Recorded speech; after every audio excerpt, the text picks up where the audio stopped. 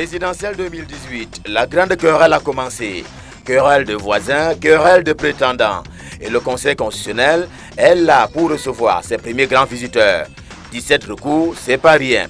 Et l'un d'eux portait sur l'annulation des suffrages et exprimé en faveur du locataire de Toudi. Tiens, c'est pas prétentieux. Sauf à considérer l'histoire politique du Cameroun qui montrait bien que pareille initiative n'a prospéré qu'à Lobor ou à Douala 5e, mais c'était juste les élections locales. Ici, c'est la présidentielle qui a permis à un jeune reporter sur le terrain de l'Est de voir comment un géant peut trembler le jour du vote. Ce géant-là, comme les autres, craignait de ne pas rapporter grand-chose au marché politique, sa survie politique justement en deux pans.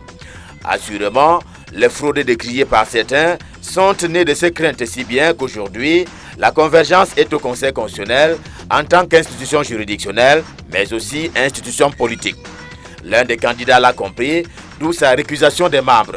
Nous sommes au cœur, pas d'une crise, mais d'un contentieux post-électoral, avec un peu d'exagération cependant, soit dit en passant, en vertu de la violence, des discours de part et d'autre, et c'est bien le discours des Camerounais qu'il faut écouter, qui que vous êtes, qui que vous soyez et quoi que vous fassiez.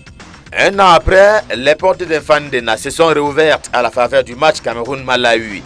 Il fallait jouer du cuit ou double côté Cameroun, tant les Néerlandais Clarence Seedorf et son adjoint jouaient au Cameroun, mais sur les bancs.